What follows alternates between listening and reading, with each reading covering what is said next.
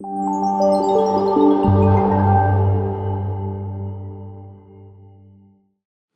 hello, good morning still. What a beautiful view of all of you from that spot. I'm a first-time presenter, so first of all, I would like to thank you very much for your votes, for that opportunity. That's really an honor for me.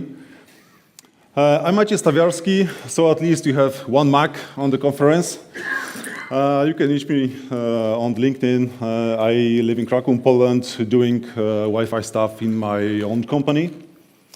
And I brought you today a short story about one of my recent projects I did, especially the lessons learned and some unique issues I faced.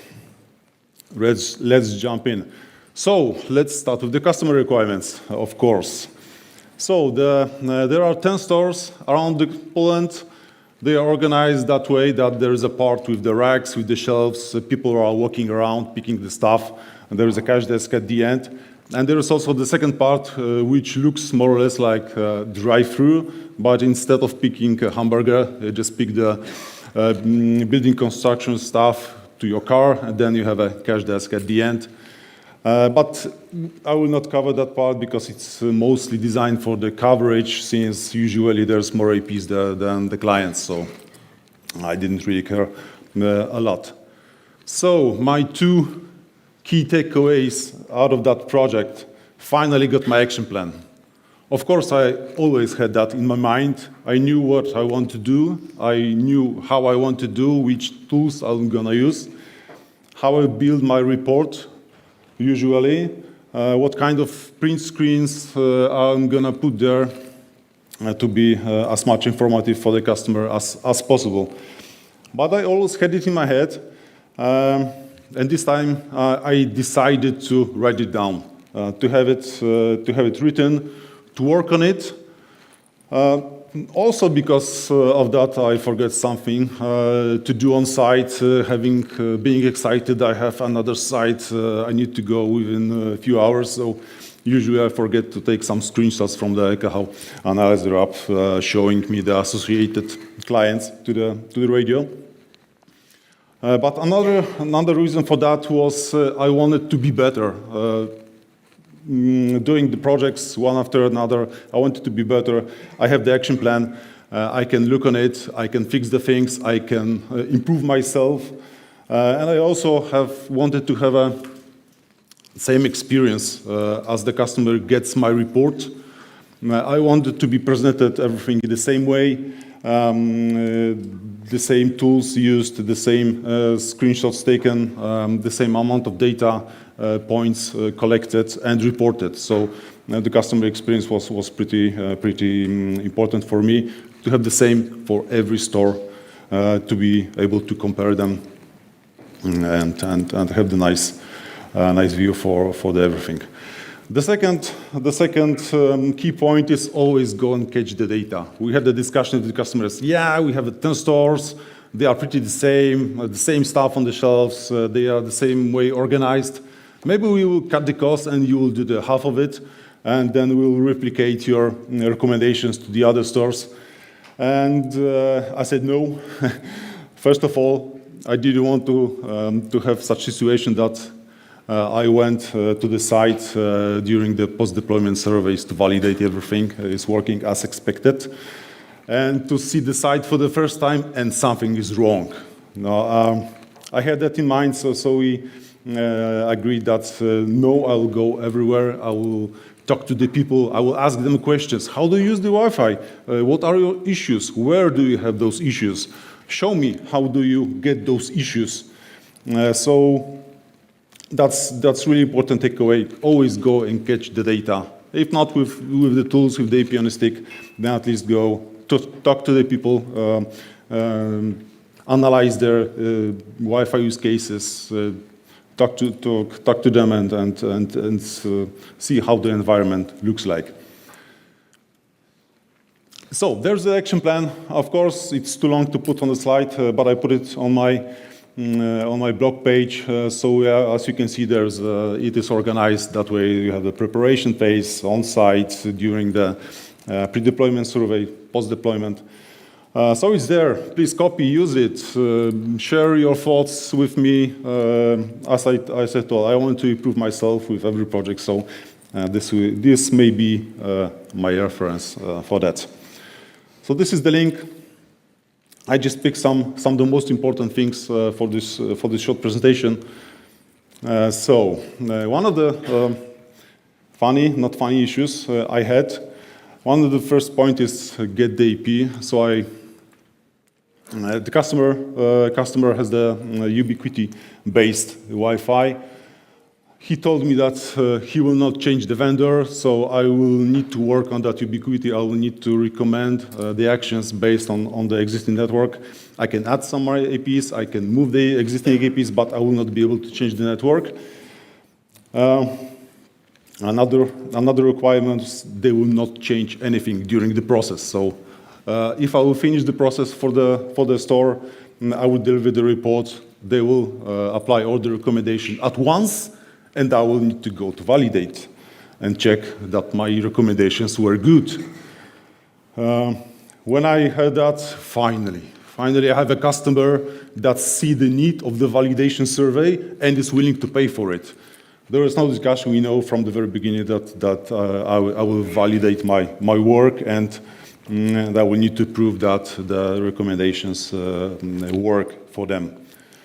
So during the preparations stage, I never was an Ubiquiti expert, actually, so I wanted to get familiar with the controller.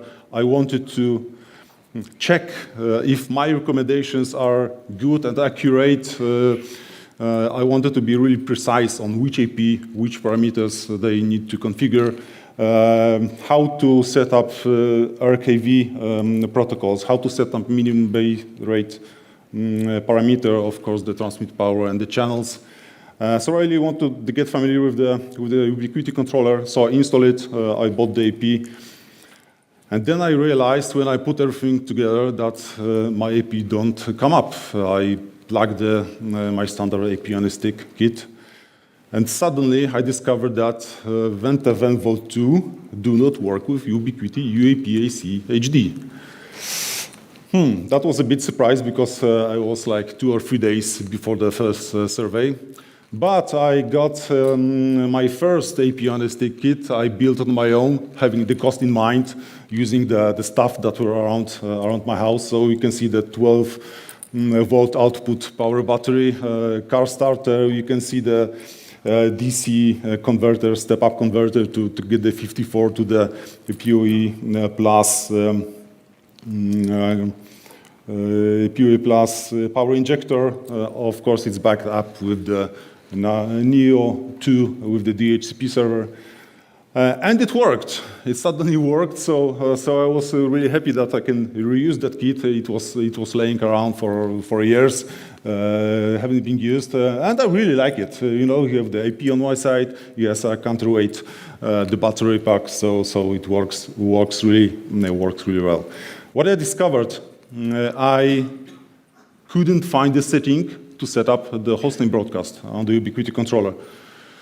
So going on site and to prepare nice report with the human friendly names of the APs instead of BSS IDs. I needed to ask the customer, give me your controller output, and I will put into my reports, so you will be able to read it, and you will be able to apply to your existing environment. The second thing, I discovered that Ubiquiti do not broadcast transmit power information element in the beacons. So being on site and having the measurement results, I couldn't compare to the AP transmit power. That was another thing I needed to ask the customer. Please give me your AP settings, so I'll be able to compare it and advise you accordingly. And this is what I got. Do you see something nice? Let me check if my mouse, yeah. These are the settings from the Ubiquiti controller. You have the 4 possibilities. There is low, medium, high, and the custom when you put manually dBm value. So low, okay, nice. Medium, 20 dBms, okay, and the high, 29 dBms. That was my reaction. What is happening here? And of course, you do not have any information. Is that the transmit power, or is that EIRP value? So I needed to dig into the data sheet and check the maximum transmit power of the AP. It was 25, so adding 4 dBIs of the antenna. I guess this is the EIRP, but still 29, it's way too much than regulator allow us to put on air. And even more, way too much than the clients can do. Yeah, definitely there's something to fix in those networks.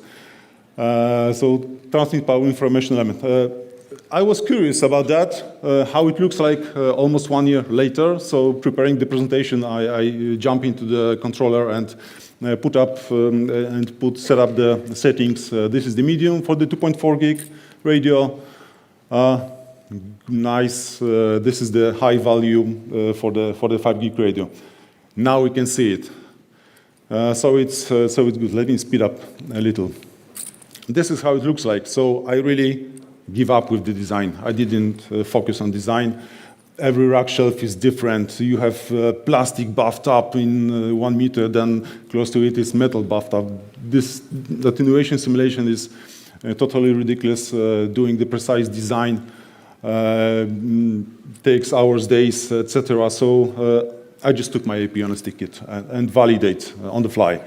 I couldn't change anything in their configuration, so I initially configured my AP on 14 dBms. Then when I profiled the devices up with 17 dBms, I just ran through the store with my AP on a stick kit and I just did it. Our below simulation tools do not simulate the ceiling reflections, luckily, so unfortunately. So I had totally different attenuation of the same rack in the store with the metal ceiling and compared to the concrete ceiling. It was usually 1 rack difference in such environments. So another discovery, I just adjusted to that, putting 1 dBm per meter attenuation areas. So I did the survey. Everything's green, wonderful. What to fix? But transmit power, 29 dBms in the air. Yeah, everything green, but. So this is how it looks, my design. You can see that I skipped even the racks that were 1.5, less than 1.5 meter high. I just adjusted attenuation of each rack, just adjusting the thickness of the attenuation area. And this is the design. I was really carried about how many racks I can shoot through. This is the AP on the stick. You can see the reflections from the walls, some reflections from the ceiling. So it's much more happening here. And then deployed with the proper 17 dBm transmit power. And then the validation. You can spot some gray areas here. Actually, they picked some pallets to the top of the rack on that side, and that's why we had some additional attenuation. The environment is changing, but luckily we had some spare coverage from that area, from that IP. So finally, it was really good. Profile the devices. You use the WLAN Pi. Do that. So this is how I decided to go from 14 to 17 dBm transmit power, because all of the devices support that transmit power. This is really nice. Being on one of the site, we discovered that all of the zebras are on 2.4 gig. At that time, customer had the same SSID on both bands. Can you see and spot any issue here? So besides profiling the device, check the device profile itself. Most of them are managed by the MDM solution. So it was configured to work on the UNI1 channels. And these are the APs in that store. Nothing in UNI1. That was really a thing, because all the zebras were configured in all the 10 stores that way. And this is the only change the customer did during the process. They immediately fixed the device profile to fix that. Of course, we had some issues, so we did some troubleshooting. Here, the Wi-Fi network works, but the HCP didn't. they didn't configure DHCP for the probably some VLAN missing for the new IPs. We had some interference. Actually, we didn't use uni-free band because some zebras don't like it. So I didn't need to use that. And I found some interference coming from the LED lights. It was only in the alleys with the LED lights, some really narrow spikes. And the customer asked me, why I always seeing that error message in my controller, that AP to clean signal balance is poor. I don't know. We fixed everything that we fixed all the issues you had that may cause to see that error, but there's no documentation. You need to rely on the forums, and I don't know how Ubiquiti calculate that, why they show this. Thank you very much once again.